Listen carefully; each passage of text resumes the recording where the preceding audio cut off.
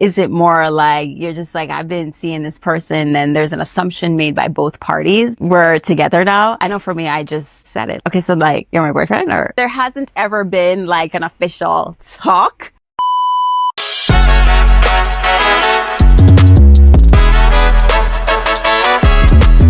Hi, friends. How you doing, girl? I'm all right.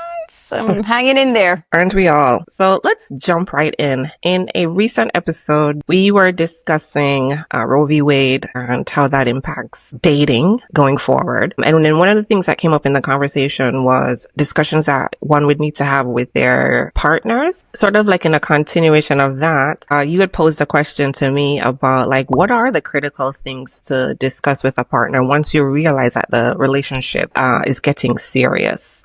Let's think about that for a second. How would I define a relationship getting serious? And I would say, in my opinion, a relationship is getting serious when you have what I would deem to be relationship deltas. And that is going from either dating to boyfriend, girlfriend, or from boyfriend, girlfriend to fiance, or going from fiance to husband, wife. Okay. And also maybe even taking into consideration things like changing from not living together to living together, or not having a child together and then having a child together. And also maybe even relationship milestones, like we've been dating now for 2 years or 1 year, whatever the milestone is for you that's important to you. So I feel like that was what I thought about as a lens to determine what's a relationship getting serious. I didn't think about it that way in terms of when would I consider the relationship to be serious. I just kind of approached the topic as two people now realizing and accepting or verbalizing that they are in a committed relationship and how they're going to move forward. That was, I guess, my approach. I don't know if the audience would be interested in this. I also thought about what's typically happening with you and through your experience when a relationship goes from dating to like committed. Is it having the talk, or is it more like, I've been seeing this person and there's an assumption made by both parties? We're together now. I know for me, I just said it. Okay, so like, you're my boyfriend, or there hasn't ever been like an official talk per se. And for those listening, I'm making air quotes. It was just, so like, you're my boyfriend. I learned the hard way not to make those assumptions. In my experience, never had a talk necessarily either, but a talk was definitely needed in retrospect. My experience has been not to assume that the person has the same level of commitment or even want the same level of commitment that you do. I guess I've been lucky in the past that we were on the same page. So when I said, so like, are you my boyfriend? They were like, yes.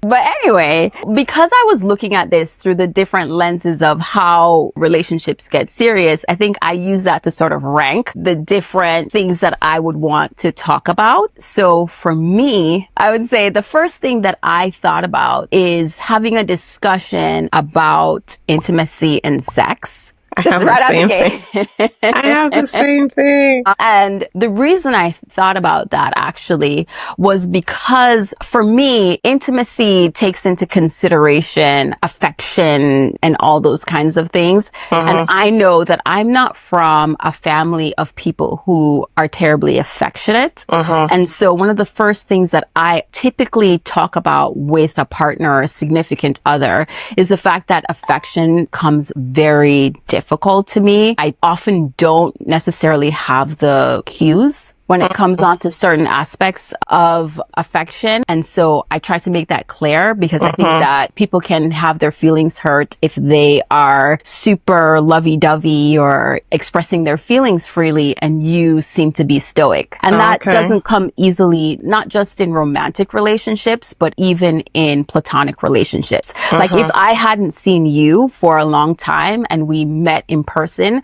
I can tell you that internally I'm deciding, is it appropriate to hug you or not? Or like I'm never ever sure, ever. Okay. That explains a lot.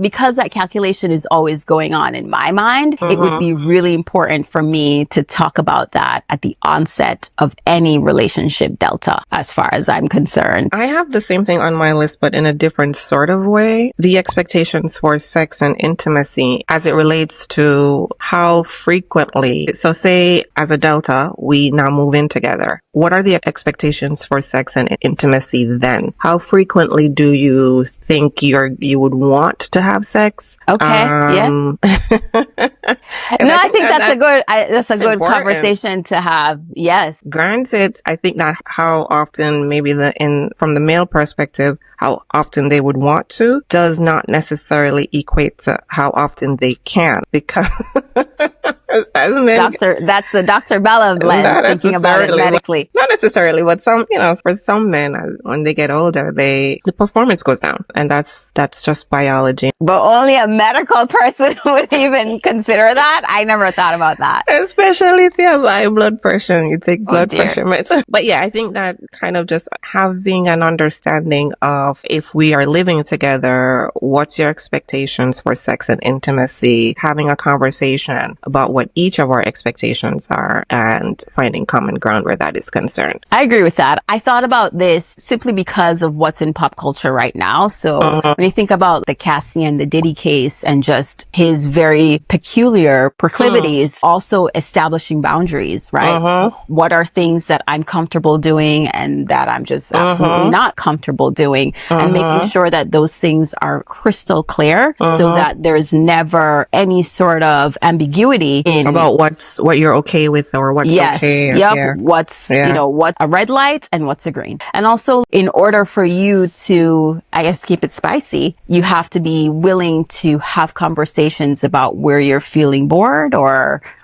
how you want to try new things, or whatever that might be. I thought about gender roles again through the lens of moving in together. Because I think once you start to live with somebody, then it becomes clear what they expect and not expect from you in terms of who's in charge of the household. If you actually share chores and that kind of stuff, like I expect for chores to be shared, and that it's not something where I'm the woman, so I clean and cook. It's not, because otherwise you're going to starve, honey. And I will purposely let it remain messy because you said I'm the cleaner. No, I'm not. I can't live in mess, but I'd probably clean it, but I'd say something and probably move out. I'm kidding. I'm kidding. Yeah. Along the lines of gender roles, one of the things that I thought about was the financials. If we split bills, what's that going to look like? Interesting.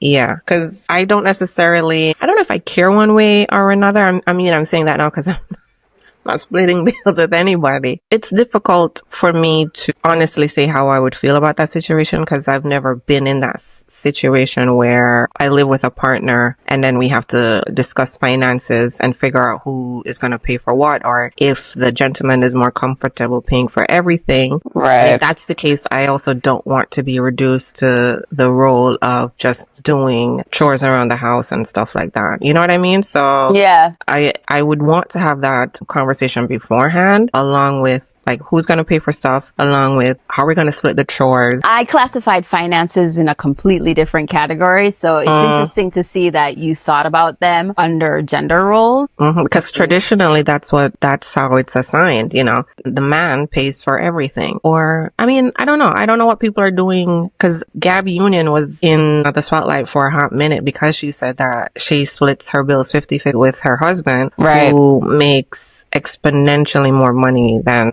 she does. It's whatever works for your household, I think. But I think it's important to have the conversation up front before living together and things of that nature. I think I've always assumed they were split because that's what I've seen growing up. So I just assumed that way. But also, if I think about my parents' dynamic, even though they split bills, my mom is in complete complete control of my dad's finances. So she's splitting the bills. She's going into his account and just being like, well, I just took half. I don't think that that is the example that I've seen growing up. Say, for example, if my dad was in control of taking care of the finances of the household, like making sure the bills are paid, etc. The lesson that I saw from that, just how things played out, was him having what I consider to be too much control. Explain. So I don't know if this comes under like the household per se, but when I was younger, my dad had determined what school he wanted me to go to. So,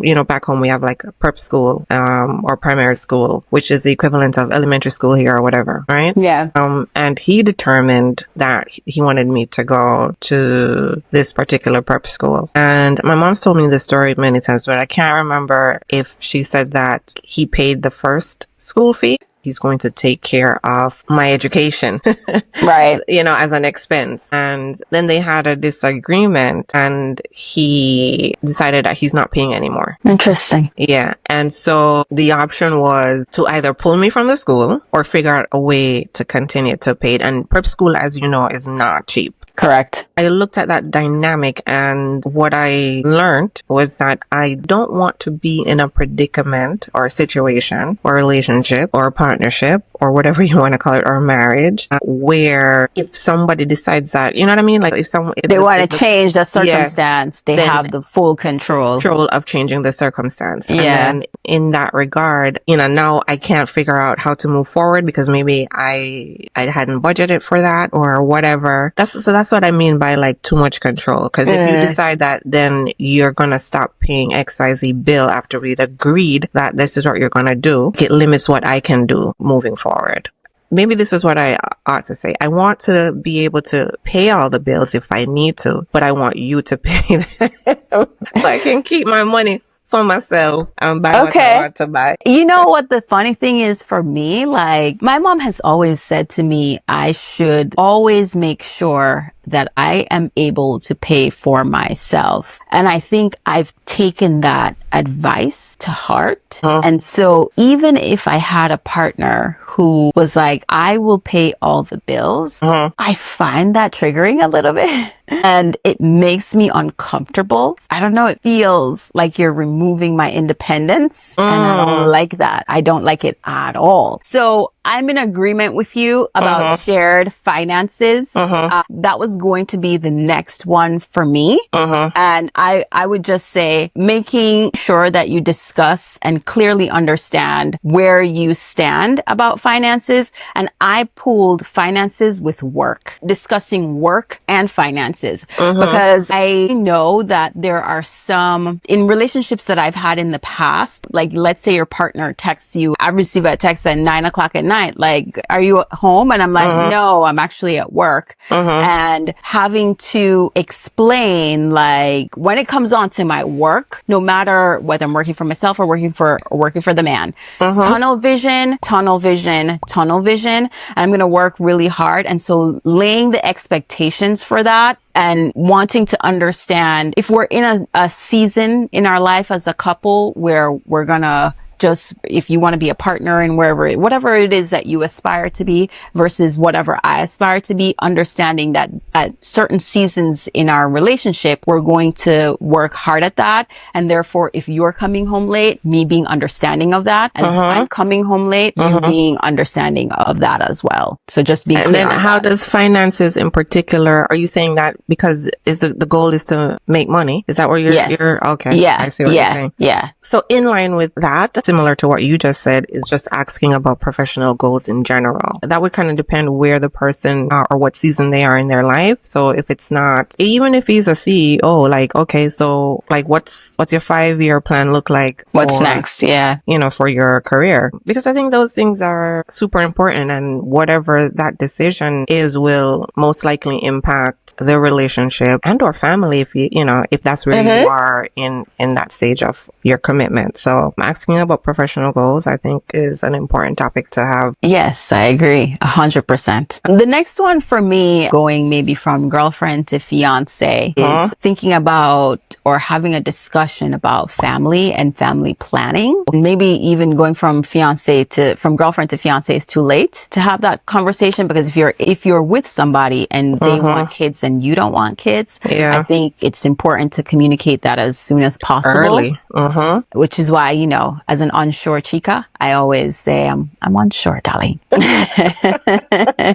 So like being able to talk about that, and then even if you're on the same page about having children, I think getting clear about the number, because I think that there are some men who are like, I want to have a football team, basketball, whatever, I don't know, and they want to have like 5 or 6 children, when you might be like, I'm open to 2, or maybe you're just open to 1. So just being clear about that. I think people assume that having a family is like, we decide we want to get pregnant and it just happens. It doesn't work that way. And it doesn't always work that way. And so I would want to also have, especially in just today's climate, just an open conversation about, if it doesn't work the way you think, what's the lengths, I guess, that you would like to go in order to achieve this childhood dream? Is it IVF or, a surrogate? What are you open to? Or is it adoption? Like, do you get to a point where you're just like, it's not working out, and would you want to adopt? And understanding what page that person is on in terms of those things. Popping back in with one more thought. Being brave enough to ask your partner,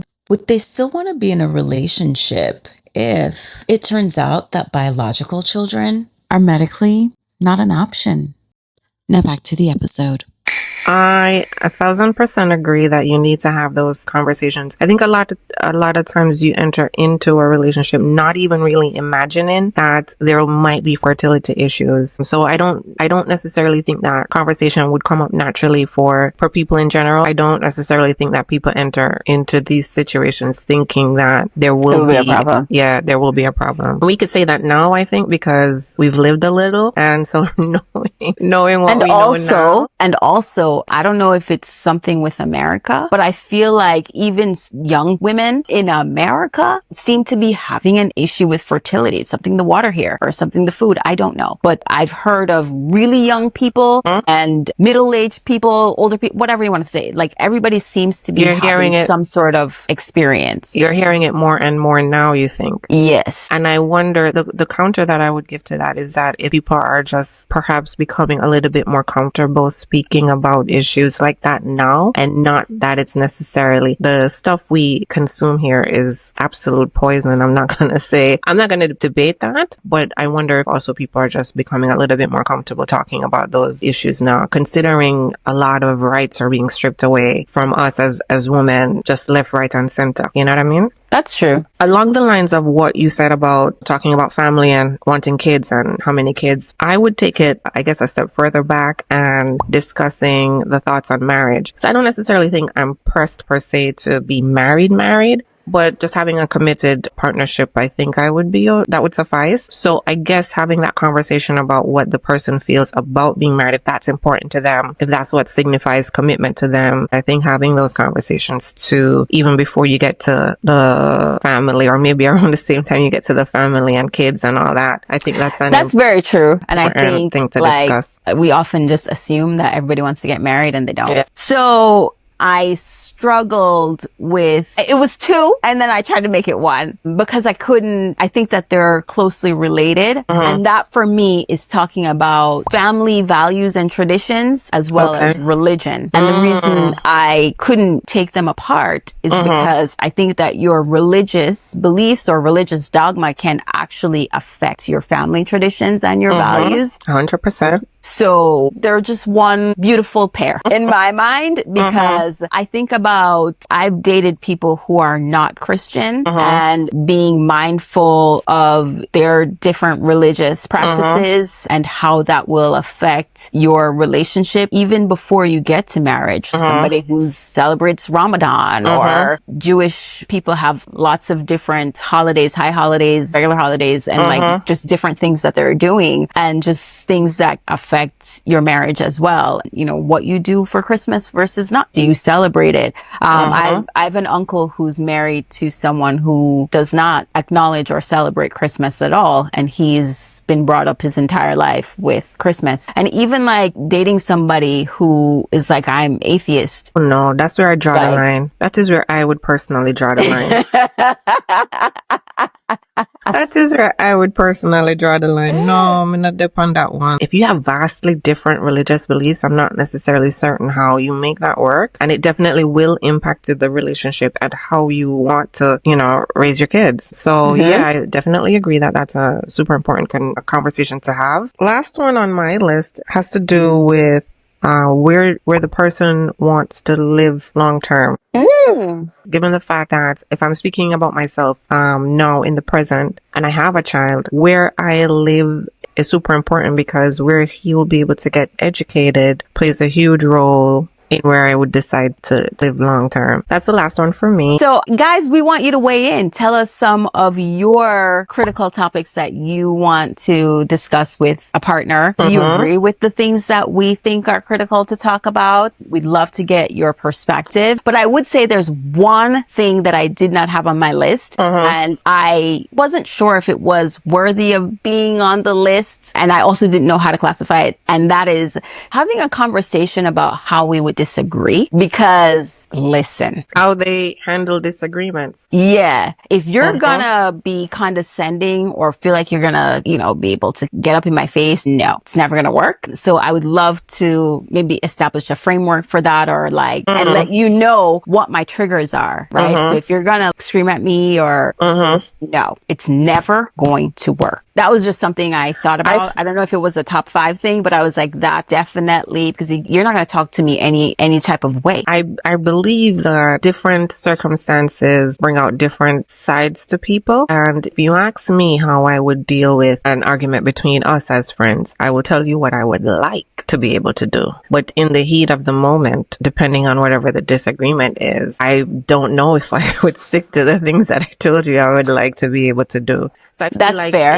In that regard, that's something that you have to experience. So maybe that's what it is. You could say this is how, you know, if there's a disagreement, this is what a healthy approach to that disagreement would look like. That's what it would look like for me. This is what it would look like for you. And let's hope that in the heat of the moment, because the disagreements are going to come. Yes. That we're able to adhere to the things that we talked about. Said. I also thought about it too as maybe it's something that you would handle with giving real-time feedback. So let's say you're in the disagreement. At that point, if somebody raises their voice or says something that you don't like, being able to say to that person, look, we can disagree, but that tone you just took isn't for me. Guys, sound off in the comments. Let us know what you think. And don't forget to rate the podcast, subscribe to our YouTube, follow us on all the socials. And until next time, don't forget to join the group chat. Bye. Bye.